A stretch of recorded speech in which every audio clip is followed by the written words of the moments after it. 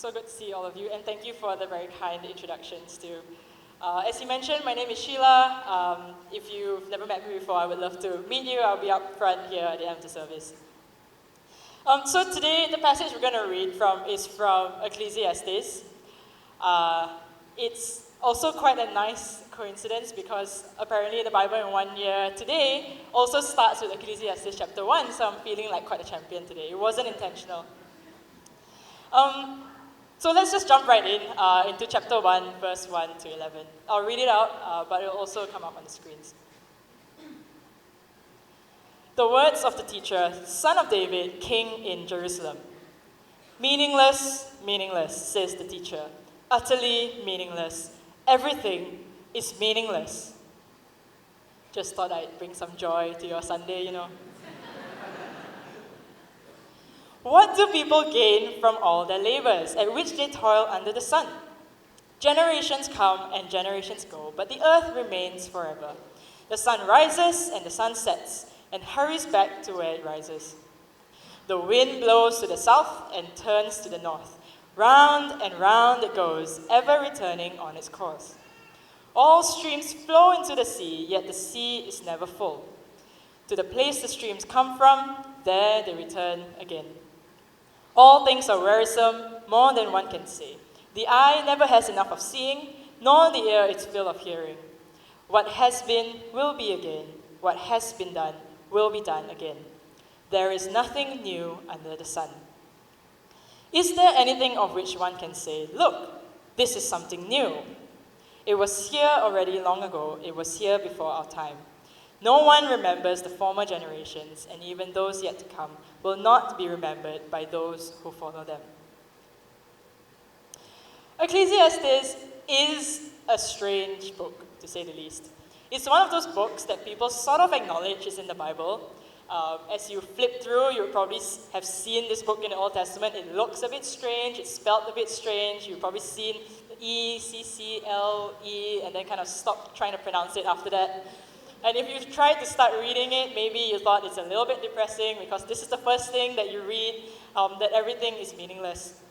And you may not have wanted to fully engage with it after that, because it's not on the outset the most uplifting book. But anyway, just to give some background to the book, it's widely thought of to have been written by King Solomon, or a king such as Solomon. And if you've read the Old Testament, you would know that King Solomon in his time, he was known to be the wisest, the wealthiest person. He had status, he had money, he had power, he had access to all the things that he could have wanted, all the people that he could have wanted. And here, as he's writing this book, he's kind of like at the end of his life. He's old and he's grey and he's reflecting on all the things that he's done in his life and he's attained. And he reflects and he notes down his discovery after having lived his full life under the sun, as he likes to call it. And he says that it's all meaningless. Everything that he's pursued, whatever he's had. And that's actually equally depressing as it is liberating at the same time. You know, I read this quote by Ellen Goodman. She says, normal is getting dressed in clothes that you buy for work and driving through traffic in a car that you are still paying for. In order to get the job, you need to pay for the clothes and the car and the house you leave vacant all day so you can afford to live in it. That is our 21st century. And if it's not something that you can relate to, it's probably something someone you know can relate to. So on one hand, what Solomon is saying is sad, because obviously we spend our lives trying and we're trying really hard to make it all count. But he says at the end of it, everything is meaningless. And it really doesn't matter what I do. But on the other hand, it can be liberating because if everything is meaningless anyway, it doesn't matter what I do. All this trying and striving and pursuit ceases as we realize that we can just take things one moment at a time.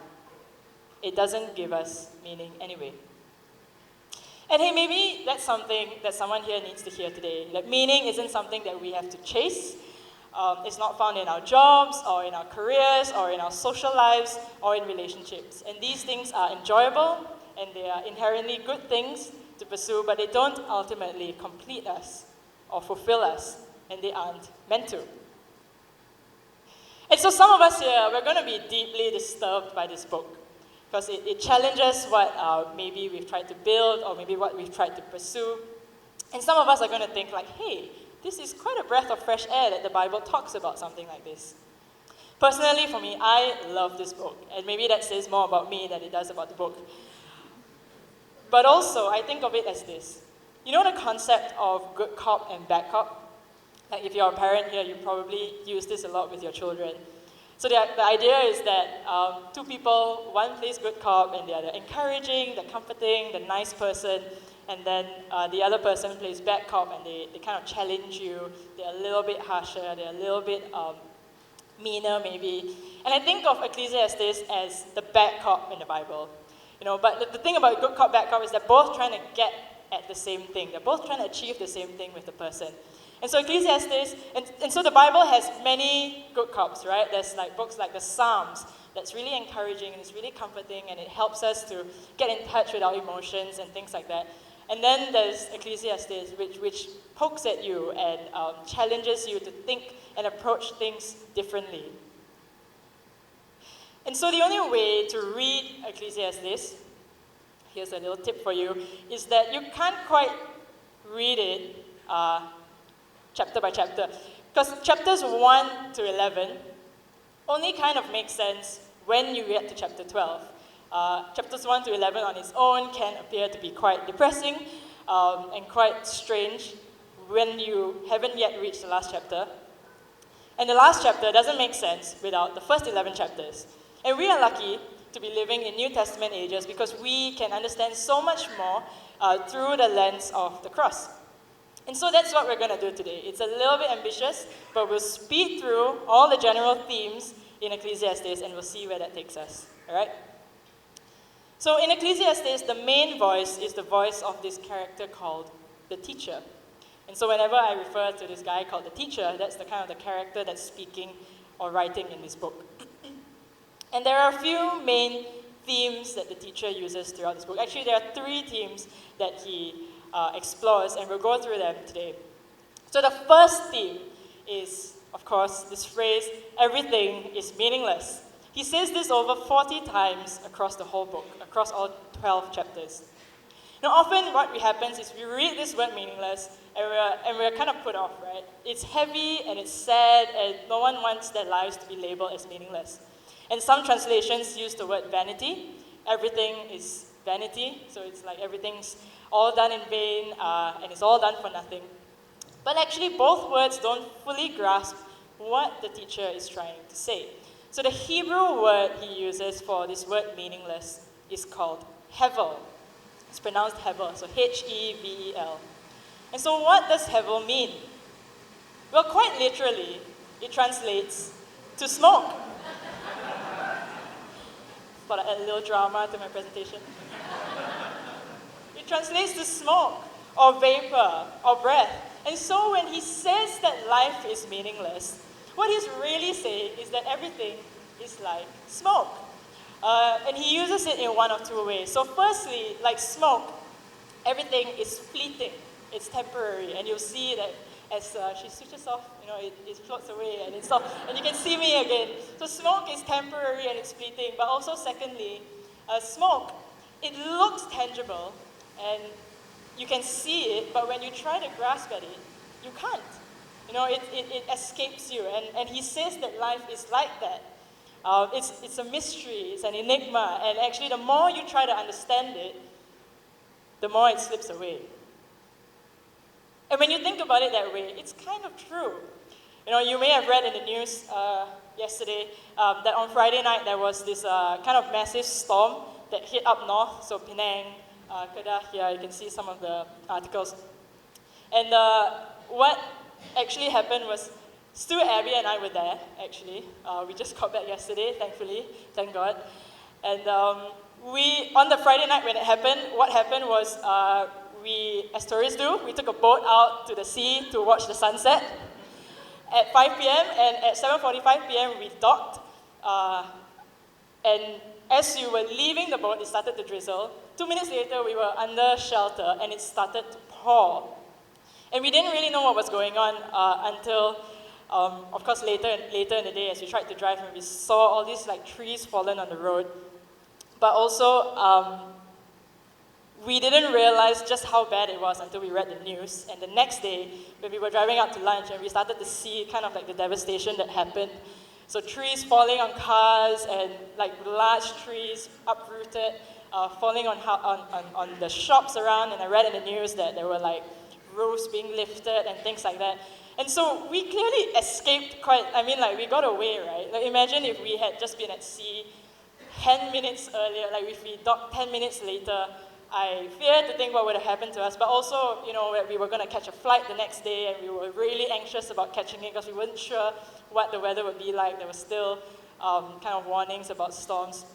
And I was writing this sermon, right, when I was in Langkawi, and thinking life is fleeting. It is really fleeting. There's nothing a little bit of reality to shake you, right? Recently, a few of my friends were hospitalized from dengue, and I remember talking to one of them, and he said something actually, when you're in the middle of it, you're not really thinking about anything else. You're just trying to survive. You realize that everything else can wait. And so life is hevel. It's fleeting and temporary, and the moment you think you understand it, you don't. And that's hard, because we spend a lot of our lives trying to understand. We go to school and university, and when we start working, we go through countless amounts of training.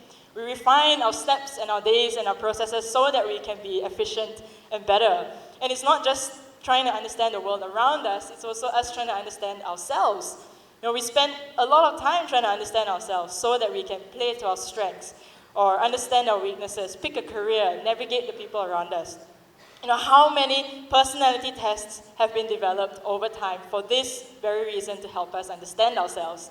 There's things like 16 personalities, Strength Finder, DISC, Belbin roles, which Disney princess are you, which Marvel superhero are you? I'm Captain America, by the way, just putting it out there. And it's not that these things are bad, and actually, they are inherently good things. But the Bible says that a lot of these things we should hold loosely. They're there to help us, but they're not the truth. In Proverbs, it says, the human heart can plan its course, but the Lord determines our steps. And the teacher in this book, he points this out as well. He makes the list of things that he thinks are hevel: wisdom, pleasure, work, wealth, advancement, status, all are hevel. And he has a whole chapter dedicated to the fact that the reality is our lives will end one day. And so he says it's all temporary, but also as we spend our lives pursuing these things, thinking they will complete us, knowledge and power and work and money, everything is hevel because none of it lasts and none of it fills us. And we're left confused as to why we are still searching. How then are we supposed to view these things? And that brings us to the second theme, which is God's gifts. But it is all a gift. So go feast and be merry, for this is all a gift from God, is the second thing that he says throughout this book. It's peppered throughout the book. Is this idea that actually in this life, God has given us things that are purely for our enjoyment. For example, about work, he says this in chapter 3, verse 12. He says, I know there is nothing better for people than to be happy and to do good while they live. He continues on to say that each of them may eat and drink and find satisfaction in all their toil. This is the gift of God. And he says this over and over and over again. Eat and drink and be merry and enjoy the company of your friends and family. These are all gifts from God. And so what we find here is this apparent paradox that life can both be hevel, fleeting and hard to understand, but also life can be enjoyed as such, that it's a gift. It reminds me of this incident that happened to me when I was just starting out with my work. I just graduated from university and I was working as an analyst in Accenture, this management consulting firm.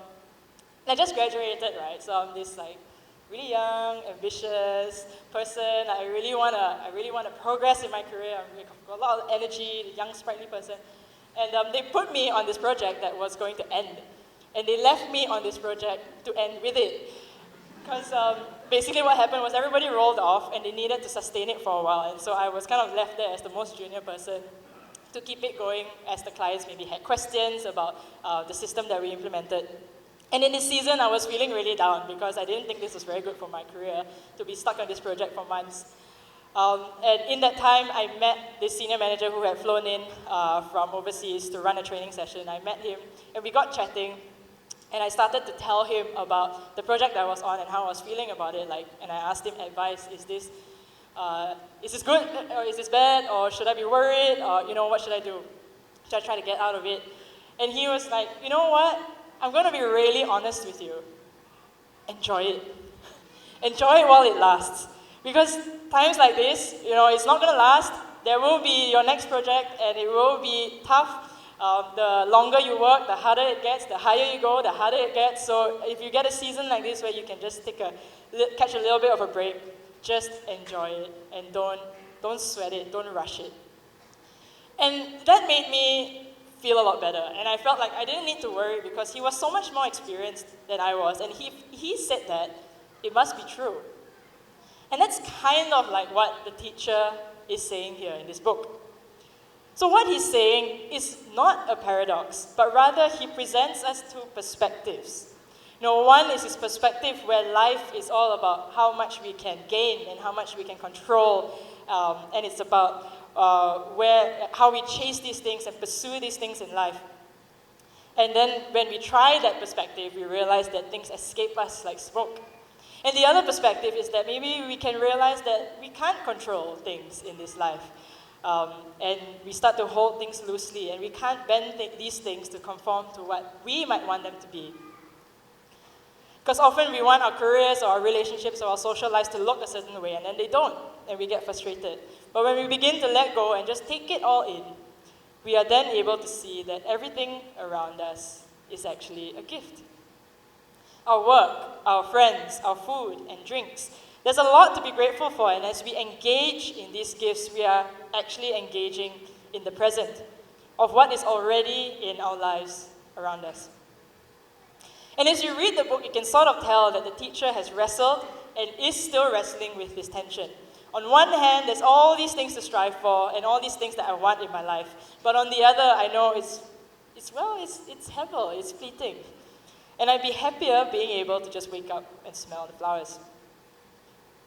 And this, I think, is all of us, moving between these two tensions in cycles. All of us here in this room are probably in different seasons and in different stages in our lives. Where in one area, maybe you're trying to get a grasp on something, maybe whether it's your career, your finances, or your ministries, or maybe you've just been through a really difficult time and can relate to this idea of hevel. And in other areas, maybe you've been able to let go, or you find it easy to let go and enjoy the present moments. And it's seasons, and it's cycles, and it's ups, and it's downs. And the teacher says that too. And this all happens because we are trying to make sense of what we have here in this pretty short life on earth.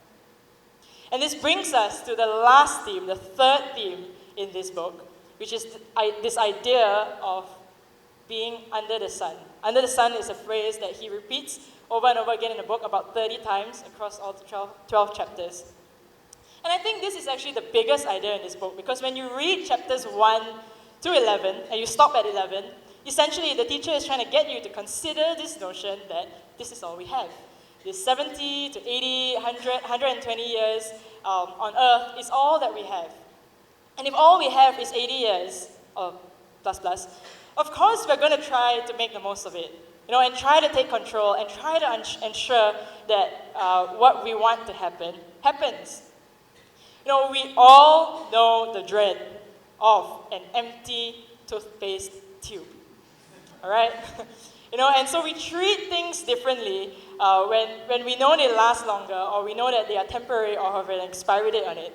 So like this empty toothpaste tube, when when we start using a tube, we don't really care how much we use. And then when we somehow get to the end of it, we want to squeeze every last bit, every last drop that we can from just this one tube.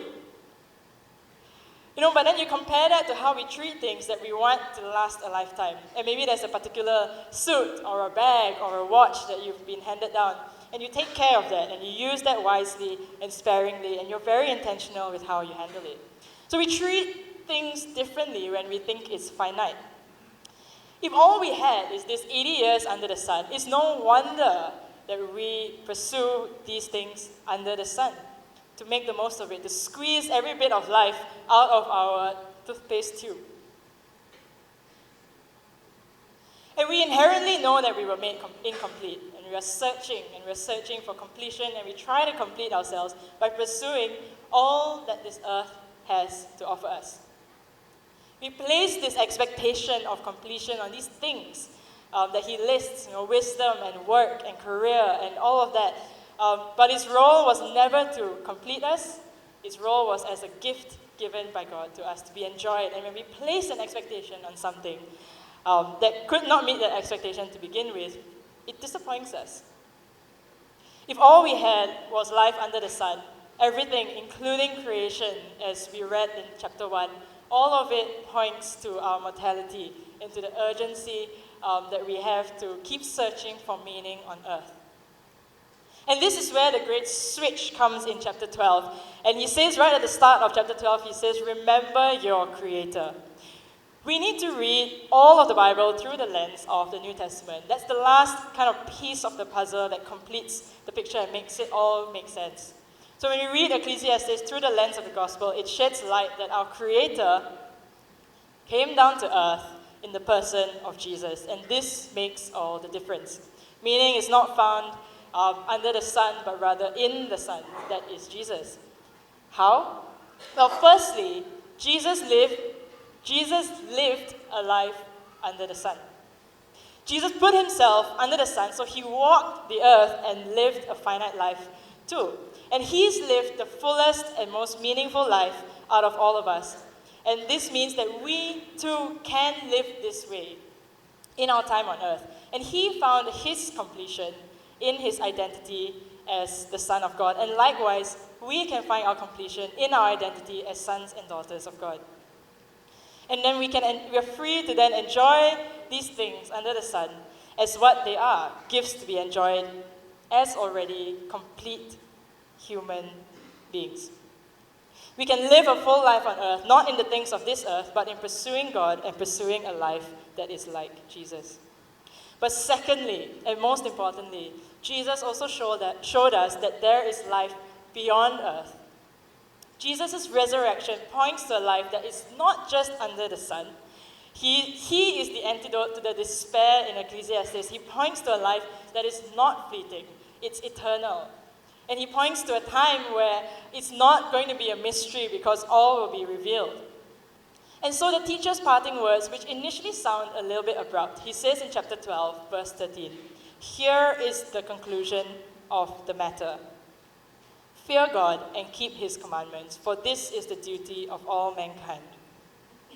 For God will bring every deed into judgment, including every hidden thing, whether it is good or evil. And it sounds really abrupt, but really it's not. Because we know today that we can have an eternal life that is beyond the sun. And that changes everything that we do here on earth. We live in light of eternity. And every step taken in obedience builds up for that life in eternity. And so there is a right way to live on earth, not pursuing these things of the earth, but rather living in obedience and in relationship with God, whose plans for us are way better than anything that we could ever plan. I first encountered this book, not really quite on my own. It was a friend who recommended it to me because of how I was feeling at the time. And it's actually the book I read in the afternoon, the day that I came to faith. And I bring that up because I heard someone say once that there's as many paths to Jesus as there are people on earth. And maybe this book, it's challenging and it's hard and it's not for everyone. But I want to encourage you that if you're here and you're thinking, wow, that's really how I feel. I feel like everything I've been trying to get a grasp at, everything that I've been trying to control, or everything I've been trying to pursue, it's all felt meaningless, or it's all left me not feeling as complete as I would have wanted to. I want to encourage you that this book being in the Bible shows us that God understands that, and He sees that, and He wants to come in and fill that gap and show you that there is meaning here on this earth, and we can pursue that in Him. And so today, wherever we are at, whatever we are holding on to in trying to pursue completion or meaning or purpose under the sun, our work, our ministries, our morality, our relationships, whatever this book has exposed within us, we can lay it all at the foot of the cross and see it with fresh eyes, that there is nothing we can do to be complete, but rather we are already complete in Jesus. And because of this truth, we can live the rest of our lives under the sun in obedience and in freedom to enjoy life as it was meant to be, a gift to all of us. Amen? Amen. Shall we stand?